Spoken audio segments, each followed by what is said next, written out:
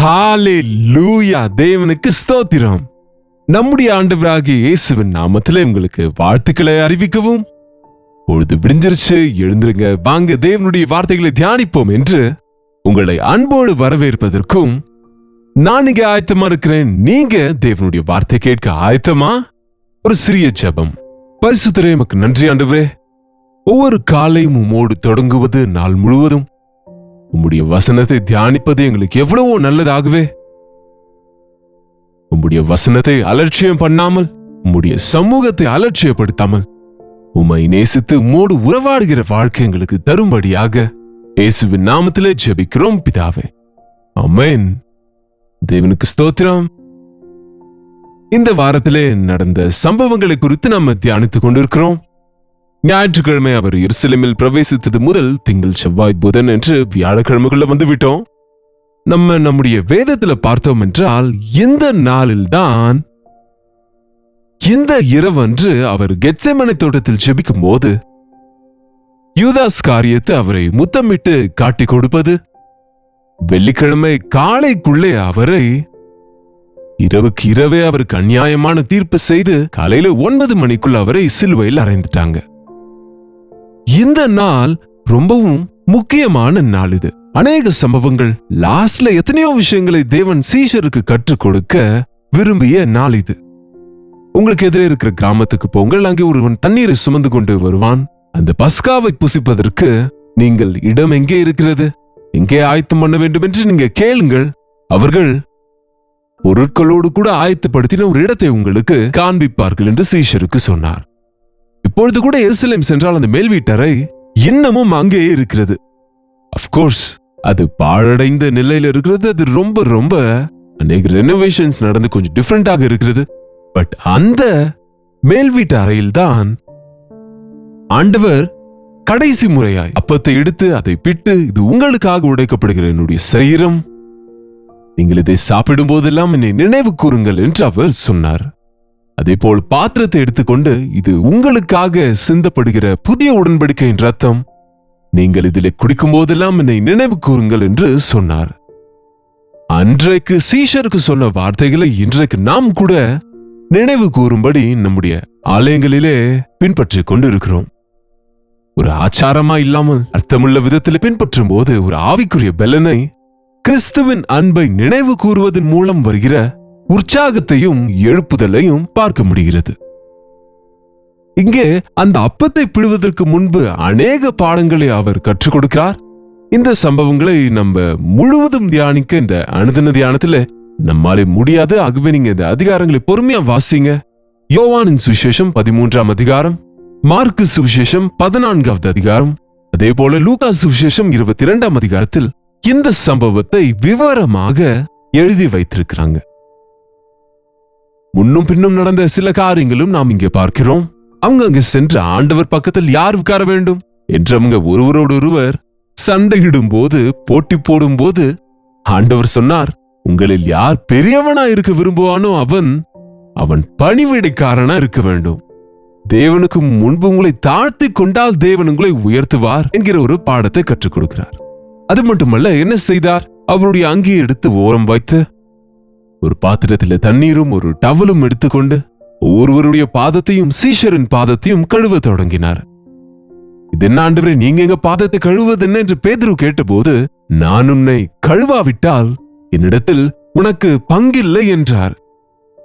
இன்னும் சொல்லுகிறார், போதகரும் குருவும் போதகருமாகிய நானே உங்களுடைய பாதங்களை கழுவும் போது நீங்களும் ஒருவருக்கு ஒருவர் உங்கள் கால்களை கழுவுங்கள் என்று கற்றுக் கொடுத்தார். மனுஷகுமாரன் ஊழியம் கொள்ளும்படியாக அல்லாமல் ஊழியம் செய்யவே வந்தார் என்பது இன்னொரு முறை அவர்களுக்கு கற்றுக் கொடுத்தார். இன்றைக்கும் கூட பாருங்க, நாம மற்றவர்களுக்கு பணிவிடை செய்ய போட்டி போடுகிறவர்களாக இருக்க வேண்டும் தவிர மற்றவர்களிடத்தில் செய்து கொள்கிறவர்களாக இருக்கக்கூடாது. கர்த்தருடைய பாதங்களை பிடித்துக் கொள்ள, கர்த்தருடைய பாத சமூகத்தில் நம்மை நாம் தாழ்த்தி கொள்ள கற்றுக்கொள்ள வேண்டும் என்னும் பாடத்தை ஆண்டவர் கற்றுக் கொடுக்கிறார். அதன் பிறகு அதே நேரத்தில் தான் யூதாஸ் காரியத்து அவரோடு கூட ஒன்றும் அறியாதவனை போல உட்கார்ந்து கொண்டிருக்கிறான். பரிசேயரோடு போய் பேரம் பேசி வந்து கர்த்தருடைய பந்தியில உட்கார்ந்து இருக்கிறார். உங்களில் ஒருவன் என்னை இன்றைக்கு காட்டி கொடுப்பான் என்கிற விஷயத்தை ஆண்டவர் சொன்னபோது ஒவ்வொரு சீஷனும் கூட நானோ நானோ நானோ என்றானே தவிர ஒருவர் மேல ஒருவர் குற்றம் சொல்லவில்லை. நம்மில் பாருங்க, அநேகர் ஏதாவது ஒரு தவறு நடந்தது என்றால் அது நீ செய்தாயா, நீயா நீயா என்று சொல்லுவோம் தவிர என்னால ஏதாவது ஆனதா என்று பரிசோதிப்பதில்லை.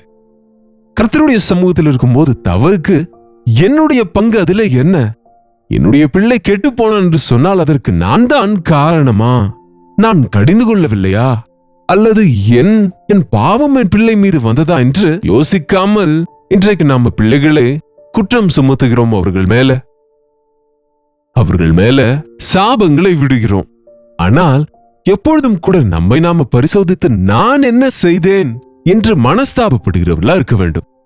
எல்லாரும் நானும் என்னும் போது அந்த யூதாஸ் காரியத்து கூட அவன் எல்லாரோடும் சொல்லணும் இல்லையா? நான் அல்ல என்பது போல அவனும் கேட்கிறான், என்னோடு கூட யார் இந்த பாத்திரத்திலே அப்பத்தை முக்குவார்களோ அவனே என்று ஆண்டவர் சொன்னபோது அதே நேரத்தில் யூதாஸ் காரியத்து தட்டில் கையை முக்குவதும் அப்படியாக யூதாஸ் காரியத்து செய்த உடனே அவன் எழுந்து போய்விட்டான் என்று எழுதியிருக்கிறது. அது இரவு வேளை. அவனுக்குள்ளே சாத்தான் பிரவேசித்தான். அந்த இரவு ஆண்டவரை முத்தத்தினாலே காட்டிக் கொடுத்தான்.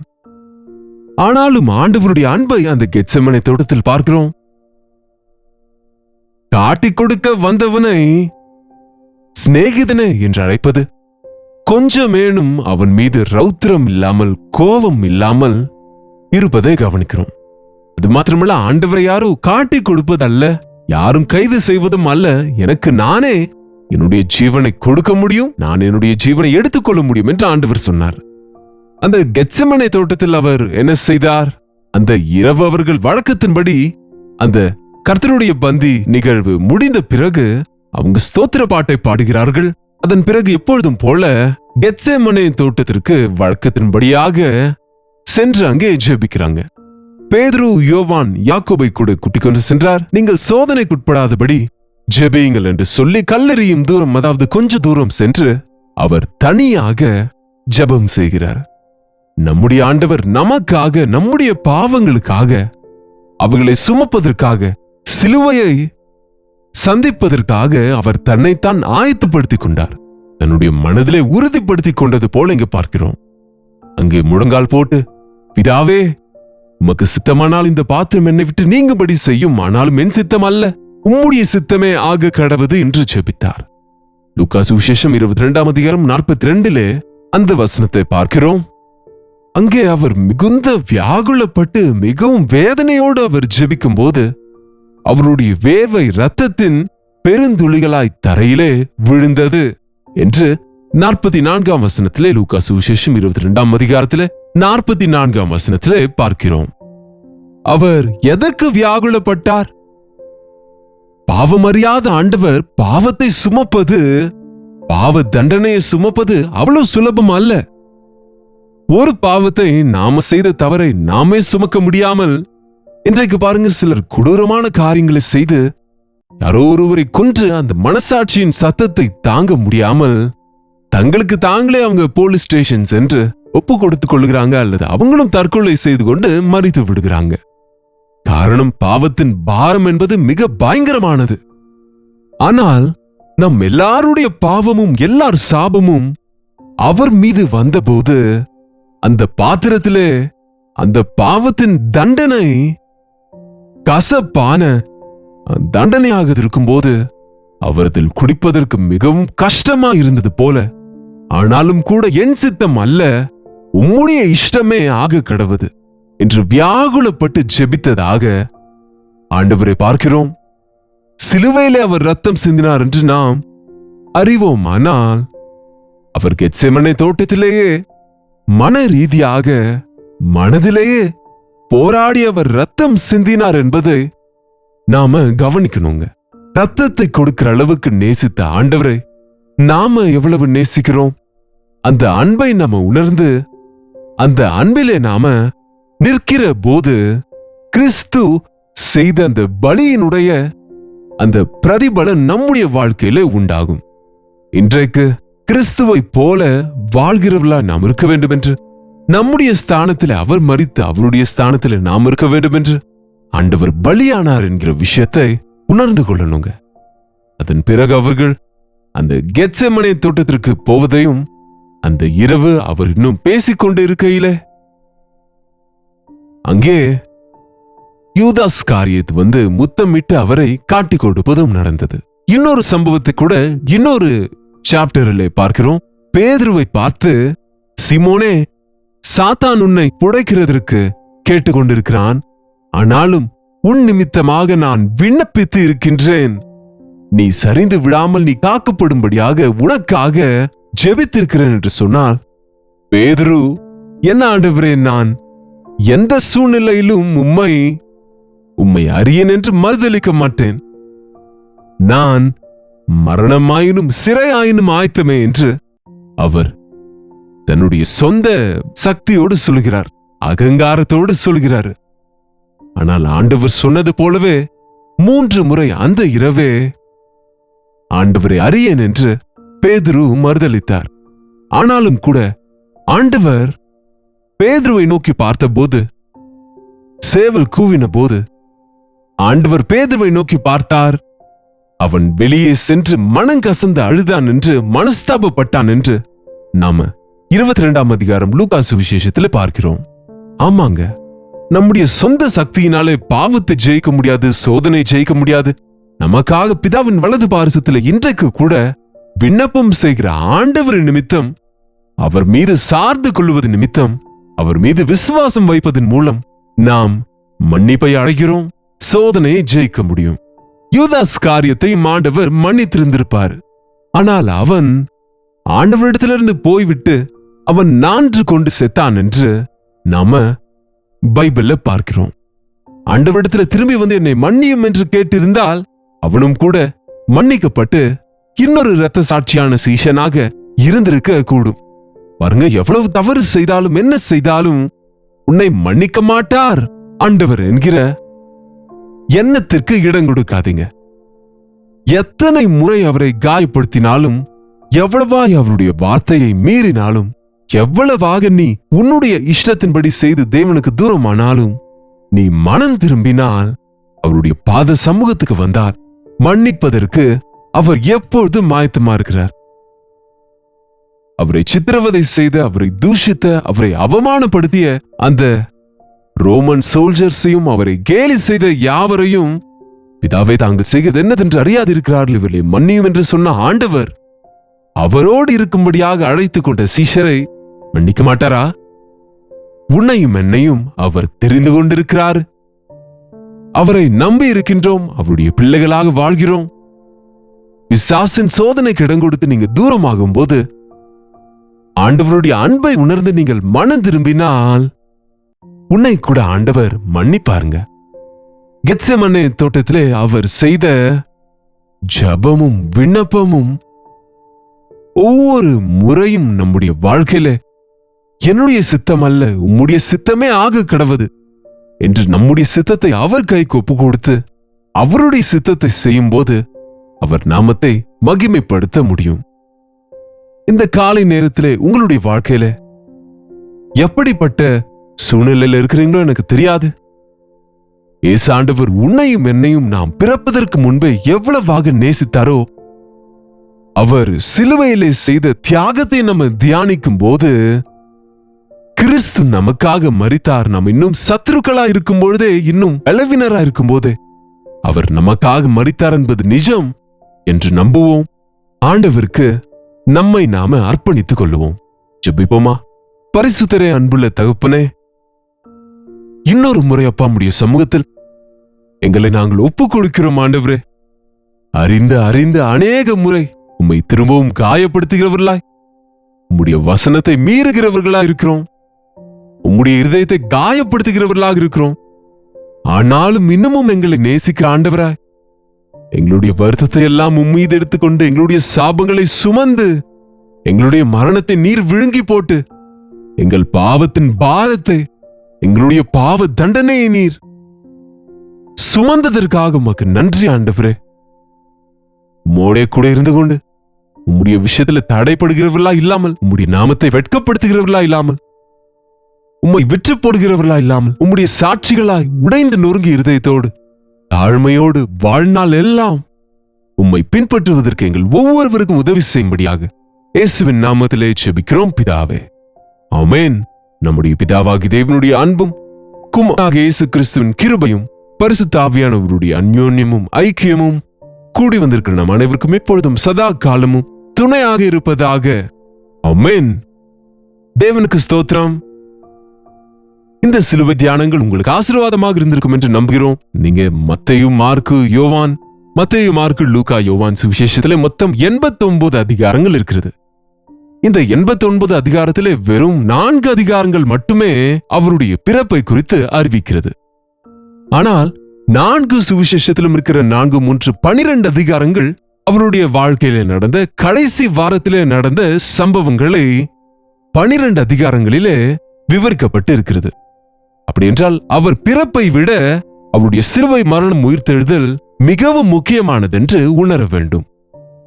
அவருடைய மொத்த வாழ்க்கை 33.5 வருடங்களிலே 3.5 வருட ஊழிய வாழ்க்கை இந்த 4, 12, 16 அதிகாரங்கள் போனால் 89 73 அதிகாரங்கள் 3.5 வருட ஊழிய சரித்திரம் இருக்கிறது. அவர் ஹீலிங்ஸ், அவர் டீச்சிங்ஸ், எல்லாவற்றை விட மிக முக்கியமானது என்னவென்றால் அவருடைய சிலுவை மரணம், உயிர்த்தெழுதல். ஆகையினால் மத்தேயுவின் கடைசி 3 அதிகாரங்கள், மார்க்கு சுவிசேஷம் கடைசி 3 அதிகாரம், லூக்கா சுவிசேஷம் கடைசி 3 அதிகாரம், யோவானின் சுவிசேஷம் கடைசி 3 அதிகாரங்கள் தயவு செய்து உட்கார்ந்து வாசித்து தியானியுங்க. அவருடைய சிலுவையின் அன்பையும் உயிர்த்தெழுதலையும் நினைவு கூர்ந்து அவரை துதியுங்க. உங்களுடைய ஜெப விண்ணப்பங்கள், பாருங்கள் மற்றும் பிரைஸ் ரிப்போர்ட்ஸ்க்கு 8939801234 என்கிற எண்ணிற்கு நீங்க தெரியப்படுத்துங்க, வாட்ஸ்அப் பண்ணுங்க என்று எப்பொழுதும் சொல்கிறேன். உங்களில் அநேகர் அனுப்புகிறீங்க. இன்னும் அனுப்பாதவில் இருந்தா இன்றைக்கு கண்டிப்பாக அனுப்புங்க. நீங்க எங்கிருந்து பார்க்கிறீங்க என்று நாங்கள் அறியும்படிக்கு கமெண்ட் செக்ஷன் அவைகளை பதிவிடுங்க. உங்க பிரைஸ் ரிப்போர்ட்ஸும் பகிர்ந்து கொள்ள மறக்காதீங்க. Doctor Jayapal YouTube channel subscribe பண்ணாம இருந்தா இன்றைக்கு பண்ணிக்கொள்ளுங்க. அவ்வப்போது உங்களுக்கு அப்டேட்ஸ் கிடைக்கும். அதே போல நீங்க லைக் பண்ண, ஷேர் பண்ண கூட மறந்து விடாதீங்க. ஒவ்வொரு நாளும் தொடர்ந்து இந்த நிகழ்ச்சிகளை பாருங்க. உங்களுடைய நண்பர்களுக்கும் மற்றும் உறவினர்களுக்கும் பகிர்ந்து கொள்ள மறக்காதீங்க. கர்த்தருக்கு சித்தமானால் நாளைக்கு இதே நேரத்தில் அனுதின தியான நிகழ்ச்சியிலே கர்த்தருடைய வார்த்தையோடு மீண்டும் உங்களை சந்திக்கின்றேன். அதுவரை கர்த்தருடைய கிருபை உங்களுக்கு துணையாக இருப்பதாக. ஹalleluya. மும்பை மற்றும் மும்பை சுற்றி இருக்கிற உங்களுக்கு ஒரு நற்செய்தி.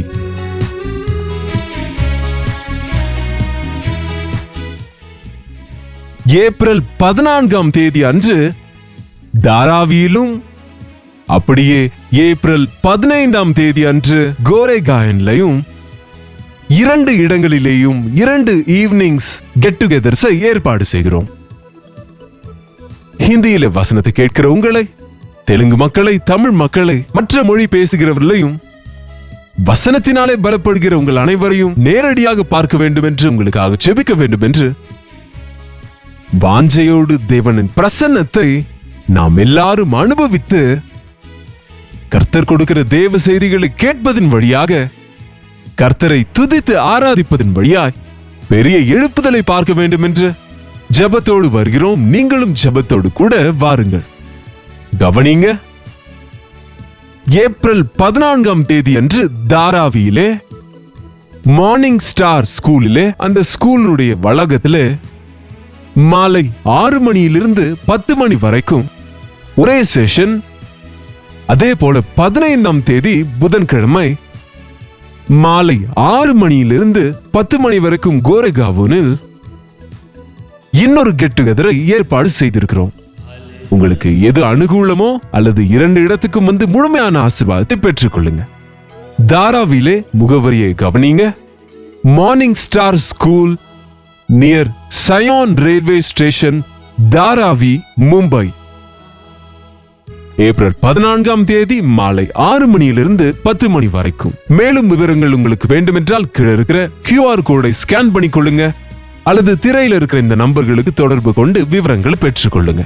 அதே போல ஏப்ரல் 15ஆம் தேதி அன்று கோரேகாவனில் மகாராஷ்டிரா வித்யாலயா ஹால், மோதிலால் நகர், கோரேகாவன் வெஸ்ட், மும்பை மாலை 6 மணியிலிருந்து 10 மணி வரைக்கும் மட்டுமே நிச்சயமா வாருங்கள். உங்களை நேரடியாக சந்திக்கவும் உங்களுக்காக தனிப்பட்ட விதத்தில் ஜெபிக்கவும் ஒரு வாய்ப்பை ஏற்படுத்தி கொடுங்க. இந்த 2 நாட்களும் கெட் டுகெதர்ஸ் ஏற்பாடு செய்கின்றோம்.